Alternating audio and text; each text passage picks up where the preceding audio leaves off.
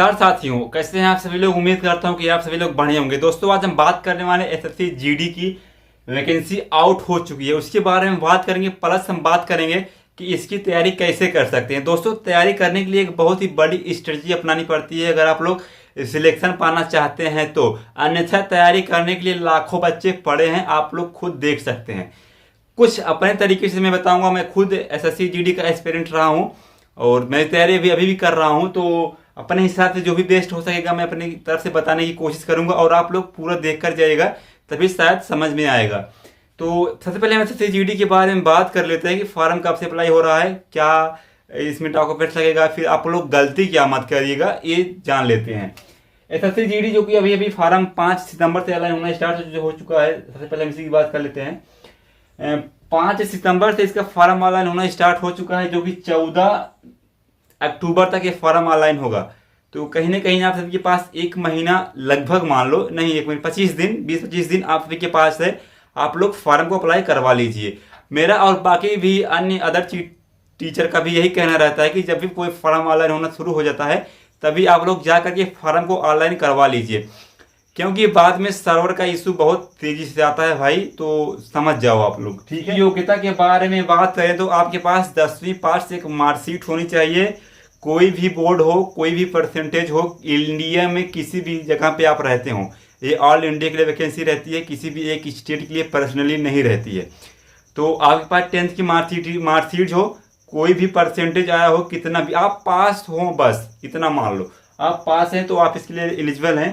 अगर हम एज की बात करें तो एज इसमें भाई थोड़ा सा दिक्कत हो जाता है, क्योंकि 18 से 23 वर्ष मांगा जाता है। बाकी अदर कैटेगरी वालों को छूट भी दिया जाता है, लेकिन जनरल वालों को 23 वर्ष होना अनिवार्य होता है, ठीक है। अगर आप उससे ओवर हो चुके हैं तो आप अप्लाई नहीं कर सकते हैं। अगर हम बात करें सभी राज्यों के लिए वैकेंसी है तो जी हाँ बिल्कुल, आप इंडिया के किसी भी कोने में रहते हैं तो आप इसको अप्लाई कर सकते हैं। अप्लाई डेट मैंने बता ही दिया है, लास्ट डेट मैंने बता दिया। अगर हम बात करें एग्जाम कब होगा, इस तो एसएससी का कैलेंडर है, कभी भी खाली नहीं गया है। ये ब्रह्मास्त्र समझ लो आप लोग इसको, जो कि नवंबर दिसंबर में इसका एग्जाम होगा। पहले नहीं इन्होंने बता दिया है, कि अच्छी बात है, बता दिया है कि आप लोग उसी के हिसाब से अपनी तैयारी कम ज़्यादा कर भी सकते हैं। कुल पद जो यहाँ की बार निकाले गए हैं, मुझे लगता है बहुत ज़्यादा पद हैं। इतना ज़्यादा पद तो शायद ही कभी आया होगा, नहीं तो 30,000 25,000 के आसपास वैकेंसी रह जाती है। 39,481 पोस्ट हैं। 39,481 पोस्ट भाई बहुत होते हैं ना, लगभग 40,000 हम मोटे मोटे तौर पे मान सकते हैं। किस किस पद पर वैकेंसी आई है तो BSF, CISF, SSF, Assam rifle, CRPF, SSB और आईटीबीपी के पदों पर वैकेंसी आई हुई है। अब यहीं से हमारी स्टडी शुरू हो जाती है। सबसे पहले हम बात करते हैं सिलेबस के बारे में, जिसमें कि मैथ, रीजनिंग, जीके, जीएस और हिंदी या फिर इंग्लिश आती है। ज्यादातर बच्चे हिंदी ही पसंद करते हैं, इनमें से हिंदी ही पसंद करते हैं। तो इतना सब्जेक्ट का आता है, जिसमें कि 20-20 नंबर के प्रश्न आएंगे। पहले तो 25 होता था, पहले तो सब में से 25-25 प्रश्न आते थे, लेकिन अब इसका सिलेबस चेंज हो चुका है, एग्जाम पैटर्न इसका चेंज हो चुका है, जिसमें कि अब 20-20 प्रश्न आएंगे। सीबीटी यानी कंप्यूटर बेस्ड टेस्ट होता है। ऑनलाइन आपका एग्जाम होगा, जो कि बेस्ट एग्जाम होता है। आप इसको जितनी बार चाहें उतनी बार क्लिक कर सकते हैं। ऐसा नहीं है कि यूपी कांस्टेबल हो चुका है, अगर आप लोग एक ही बार गोला भर दिए तो हो गया, अब उसको दोबारा सुधार नहीं सकते, ऐसा नहीं है। आप लोग जितनी बार चाहें उतनी बार इसको क्लिक करिए, रिवर्स आइए, फिर जाइए क्लिक करिए, बी फिर आइए, सी क्लिक करिए, जितना बार चाहे उतना कर सकते हैं आप लोग। अब बात करते हैं मेन मुद्दे की, तैयारी कैसे करें।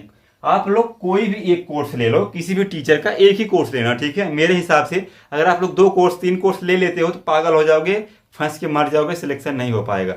एक कोर्स लो किसी भी टीचर का जिसका आप सभी को समझ में आता है। जो ज़्यादा डायलॉग मारता है ना, उसका तो कतई मत लेना। जो सिंपल सा रहता है, कोई भी मान लो एक कोर्स लेना किसी का, ठीक है, अपना सिलेबस वहां से कंप्लीट करना। कोर्स ले लिया, सिलेबस कंप्लीट कर लिए, एक ही बार में सिलेबस कंप्लीट करने के बाद जल्दी से जल्दी, ऐसा नहीं कि 2 महीने 3 महीने 4 महीने मैंने सिलेबस कंप्लीट करने में लगा दिए तब तक एग्जाम डेट आ गई, ऐसा मत करना। जितना जल्दी हो सके उतना जल्दी आपको सिलेबस को कंप्लीट करना है। कंप्लीट करने के बाद आपको डायरेक्टली 100-200 रुपए का किसी भी कंपनी का मॉक टेस्ट लगाना बहुत जरूरी पड़ जाता है।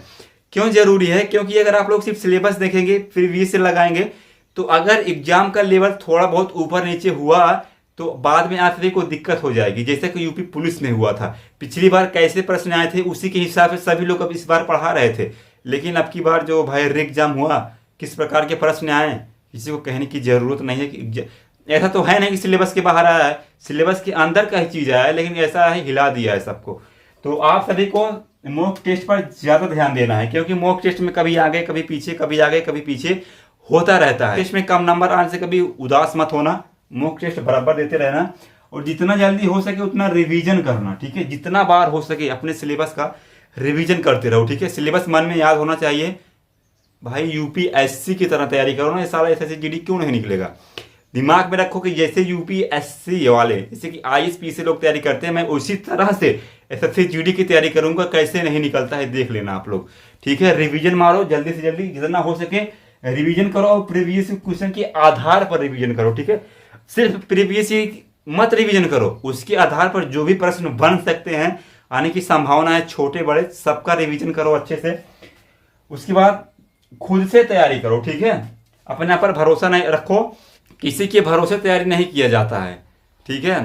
अगर आप लोग कोई भी कोर्स ले लेते हो और कोर्स वाला यही कहता है कि आपका सिलेक्शन अब हो जाएगा, आप लोगों को टेंशन लेने की जरूरत नहीं है, तो वहां से तुरंत भाग जाना। पहली बात, जब तक तुम खुद तैयारी नहीं करोगे तब तक आपका सिलेक्शन नहीं होने वाला है। खुद से पढ़ना पड़ेगा, खुद से प्रैक्टिस करनी पड़ेगी, ऐसे सिलेक्शन नहीं होता। चाहे सबसे जीडी हो, एनटीएस हो, छोटा सा छोटा एग्जाम क्यों ना हो, इस समय बेरोजगारी का आलम बढ़ता ही आ रहा है, तो हल्के में मत लेना। और कट ऑफ इतना हाई जा रहा है ना कि भाई 160 में से 160 जा रहा है, समझ लो।